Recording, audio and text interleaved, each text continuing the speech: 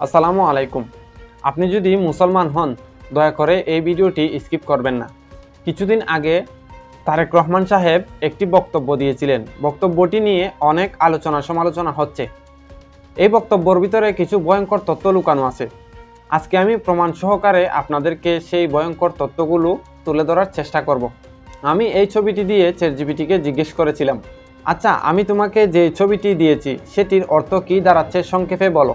অর্থাৎ এখানে চরমপন্থা আর মৌলবাদ এই দুটি বিষয়কে একই পর্যায়ে ফেলে বলা হয়েছে আর বোঝাতে চাওয়া হয়েছে বাংলাদেশকে ইসলামপন্থী বা মৌলবাদীদের প্রভাবমুক্ত রাখতে হবে। সংক্ষেপে এর অর্থ হলো বাংলাদেশকে ইসলামী ভিত্তিক রাজনীতি বা মৌলবাদীদের হাত থেকে দূরে রাখা তাদের উদ্দেশ্য। এখন আপনাদের মনে প্রশ্ন জাগতে পারে, মৌলবাদ শব্দের অর্থ কী? আচ্ছা, মৌলবাদ শব্দের অর্থ কী?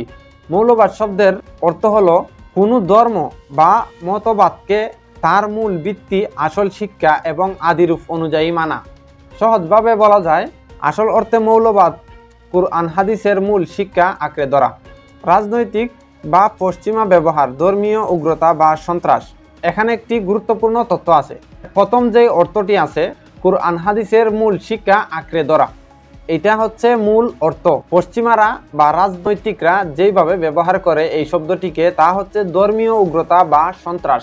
রাজনৈতিকদের চোখে যে শব্দটা সন্ত্রাস এবং আমাদের মুসলমানদের চোখে সেই শব্দটা কুরআন হাদিসের মূল শিক্ষা আঁকড়ে ধরা। আমি চ্যাটজিপিটিকে জিজ্ঞেস করেছি, আচ্ছা রাজনৈতিক উদ্দেশ্যে কি বোঝানো হচ্ছে সেটি বিশ্লেষণ করে আমাকে বলো।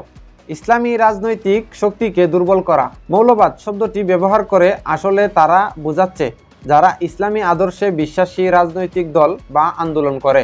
মূলত এভাবে বলা মানে হলো মানুষকে ইসলামী রাজনৈতিক দলগুলোর বিরুদ্ধে ভীতি তৈরি করা। পশ্চিমা শক্তির মন জোগানো। আন্তর্জাতিকভাবে মৌলবাদ শব্দটি নেতিবাচকভাবে ব্যবহৃত হয়, তাই এমন কথা বলে আসলে পশ্চিমাদের দেখানো হচ্ছে যে তারা ধর্মনিরপেক্ষ রাজনীতির পক্ষে আছে। ইসলামী শক্তি বিরোধী। ধর্মীয় মূল্যবোধকে রাজনৈতিক অস্ত্র বানানো। সাধারণ মুসলিম সমাজ ধর্মকেন্দ্রিক, কিন্তু তাদের মনে বিভ্রান্তি ছড়ানো হচ্ছে। ধর্ম মানলেই তুমি মৌলবাদী, মৌলবাদ মানলেই তুমি সন্ত্রাসী। এতে জনগণ ইসলামপন্থী রাজনীতি থেকে দূরে থাকবে আর ধর্মবিরোধী রাজনীতি নিরাপদ মনে করবে। যদি তুমি ধর্ম মানো তাহলে তুমি মৌলবাদী, আর যদি তুমি মৌলবাদ মানো তাহলে তুমি সন্ত্রাসী। ভবিষ্যৎ রাজনীতি রূপরেখা দেওয়া।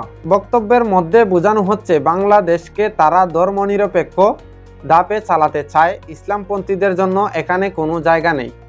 মানে আমরা যারা মুসলমান আছি তাদের জন্য এখানে কোনো জায়গা নেই। এই বক্তব্যের মধ্যে এই কথাগুলা লুকানো আছে।